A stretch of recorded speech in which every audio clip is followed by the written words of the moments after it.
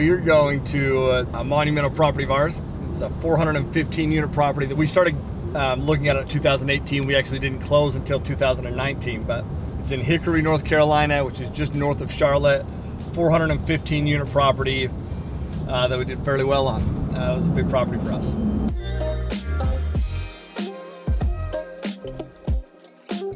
So this was the biggest property that we had done up to this point by quite a ways. Like, I think the biggest that we had done before that was maybe 122 units or so.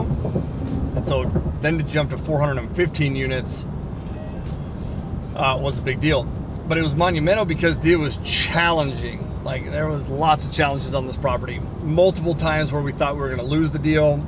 Yeah, dude, we thought that it was maybe going to be, that we were going to let this opportunity slip through our fingers. And so what that did is it forced us to look at any and every possible solution out there, man. We went to all sorts of events, man. Family office events, any networking event we could think of. This is where this concept of recording a video walking through the property packet came to fruition. Nobody that I had never seen operators doing that. We knew we had to get this property in as many hands as possible to be able to raise. It was an $8.5 million raise. And that was the biggest raise that we had ever tried to do. But we're only two people. It was just Ryan and I who were really spearheading that. And so, like, we had to think of the most creative solutions to do that. And so I spent hours and hours and hours and days, man, frickin' creating this property packet and the narrative behind the whole deal and how to tell the story of the deal.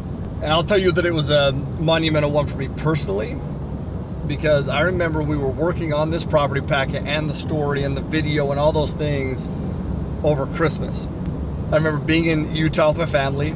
Everyone's going out to do activities, man. It's Christmas activities, and everyone is there going out to do those. They're like, oh man, and I'm staying back to work. They're like, man, what? Really? Can't you just come with us? Like, really? Like, is this, like, can't that just wait? And I'm like, no. But in the moment, like, honestly, as I'm doing that, I'm like, man, I'm doing all this and setting this business up and trying to get all this stuff rolling so that I can, my whole why is to spend time with my family, but this business is making it so I'm not spending time with my family. But that's what it takes, man. Your why, to get to your why, sometimes you have to sacrifice your why in the short term. Let that sink. To get to your real why in the long term, you have to sometimes sacrifice it in the short term. And that short term, man, during the holidays when everyone is out there just doing whatever the hell they want to do, and I'm grinding in a bedroom of my in-laws' home, putting together this property packet and trying to record with, the means that I have. It's challenging. But what that did was a separator for me. Ed Milet talks about you never achieve more than you feel worthy of. And in those moments, and he also talks about separators.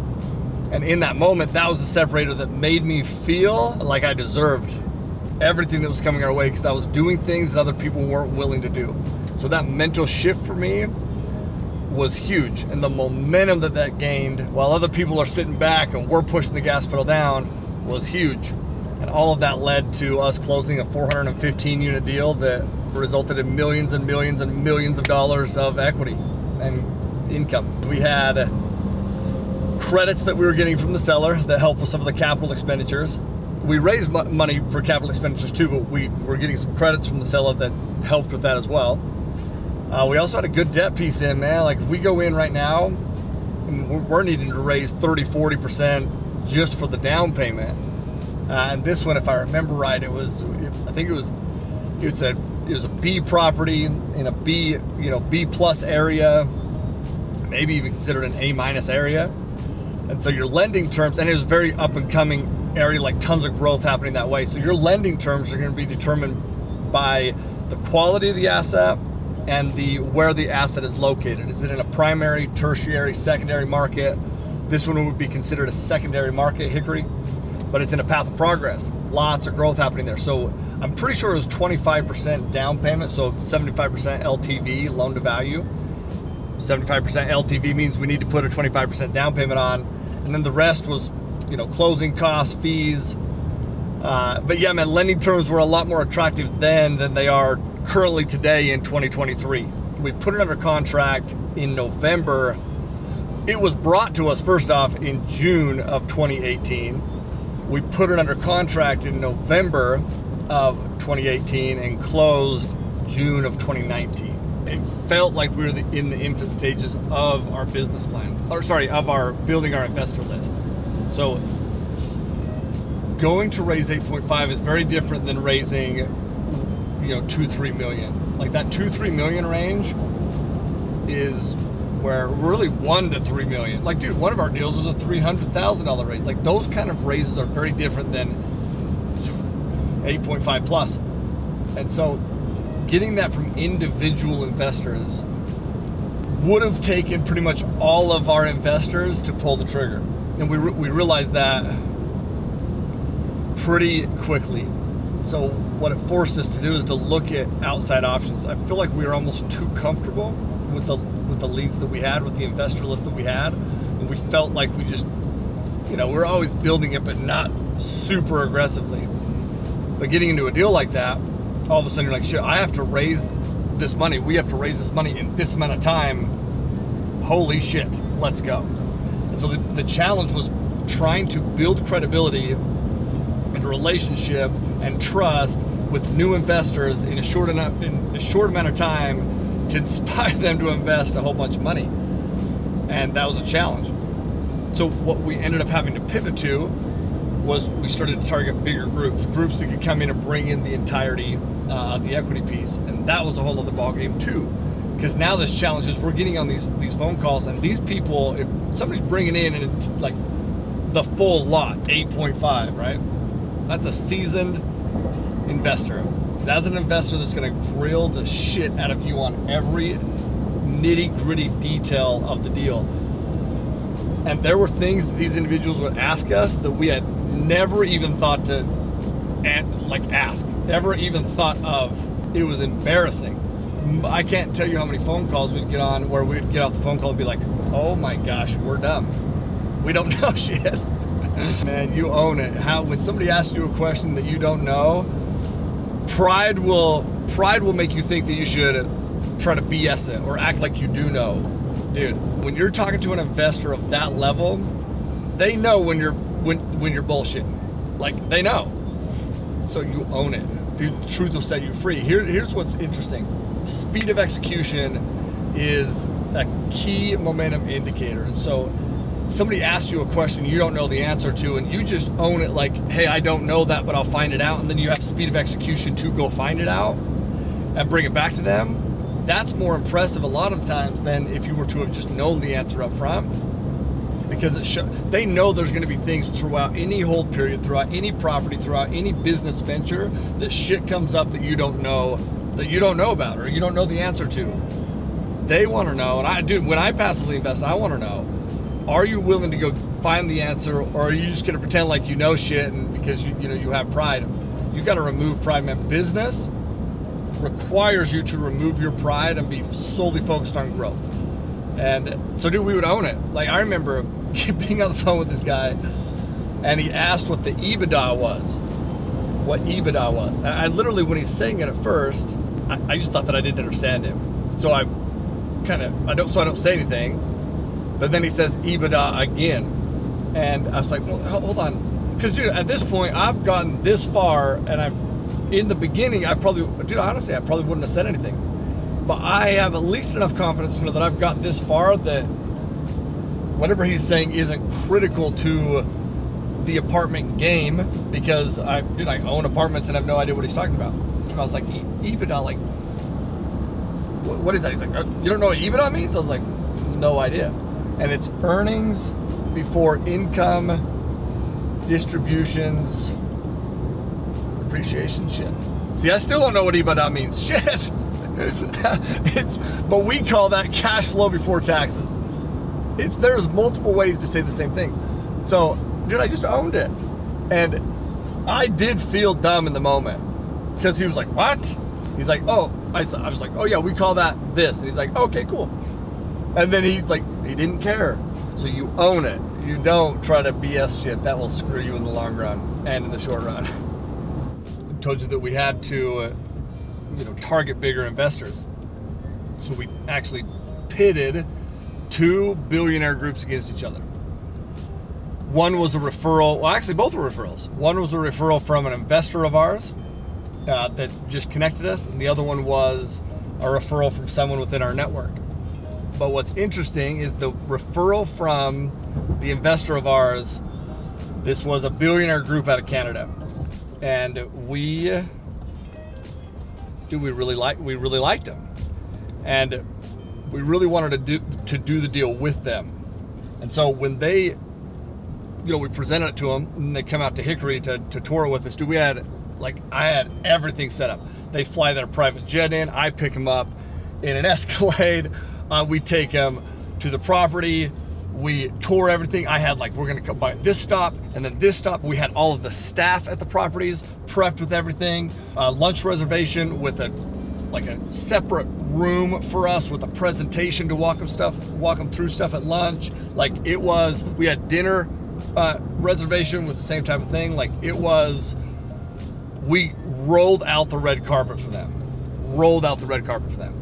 The other group, why we're touring the 415 unit property with the billionaire group from Canada, the other group is in Hickory at the same time. We don't know that. We didn't even know that. All of a sudden that contact of ours from our network calls us and he's like, hey, I know you guys are here.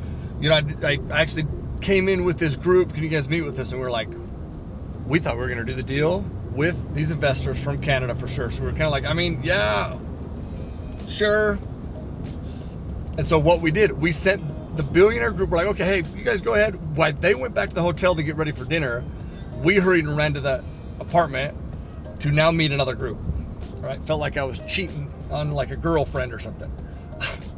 Go and meet this other. We could not have been more honestly just standoffish. We thought for sure we just sealed the deal with this other group. So we're like, hey, yeah, this is what we got. They're asking questions. We're like, yeah, they're like, can we go tour some units? We're like, well, man, we don't want to disrupt things. Listen, we can go walk one apartment.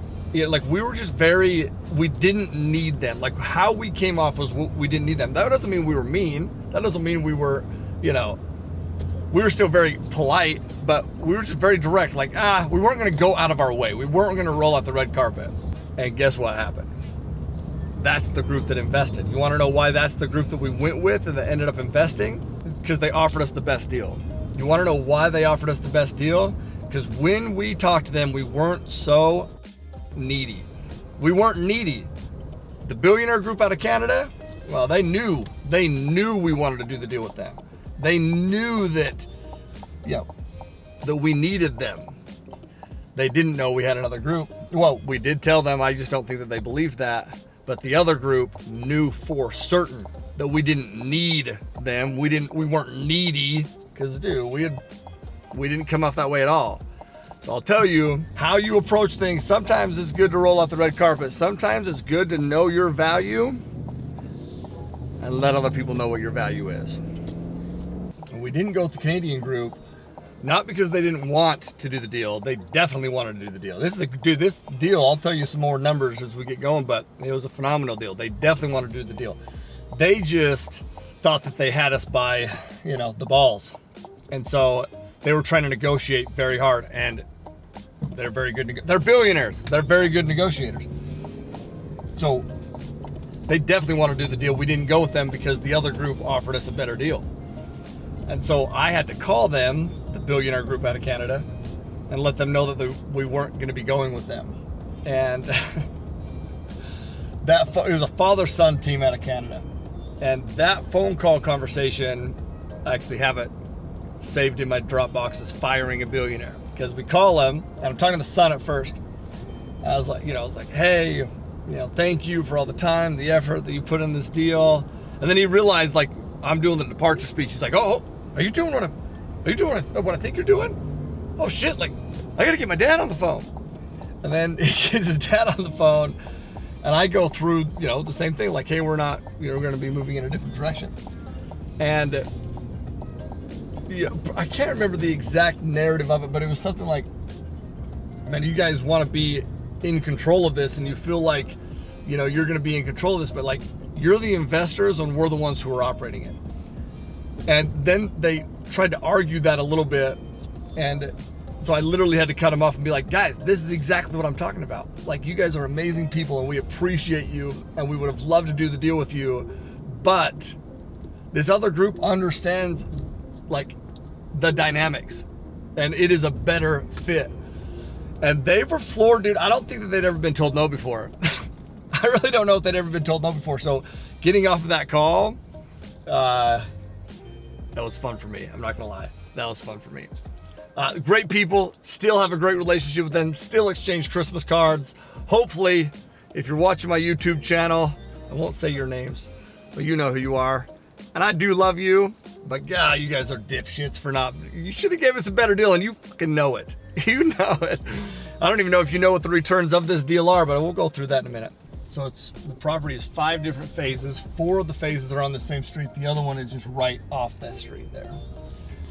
This one over here we don't own. This one we were trying to buy throughout the process. We didn't own that one either. The two sides here we don't own. One back there we do, and then pretty much everything from this point on. I remember when we first came to look at these, we're like, dude, we're gonna paint the exterior of this for sure. But dude, there was such a huge demand for this unit mix that it didn't make sense to paint them. It just didn't make sense to paint them. I'll tell you though, this is one of the craziest apartments that I've ever walked through in my life. Like this one right here. Don't know if the tenant is still there, but this dude had, we walk in, it's a townhome, so two floors. And we walk in, and on one side, it's like his living room is split. So on one side is all DC comic stuff, figurines, but it's meticulous, not even a speck of dust anywhere. And on the other side is marble. Same thing, all walls covered with little, action figures, all sorts of shit. It was super cool. Meticulous. Then we got upstairs. Buffalo Bill shit. You ever seen Silence of the Lambs? Buffalo Bill, he skins people and wears their skin or something. That's, you walked up some crazy shit had been going on upstairs. It was really fucking weird, dude. Really weird. We immediately, we're just let's get the out of here before this guy comes home.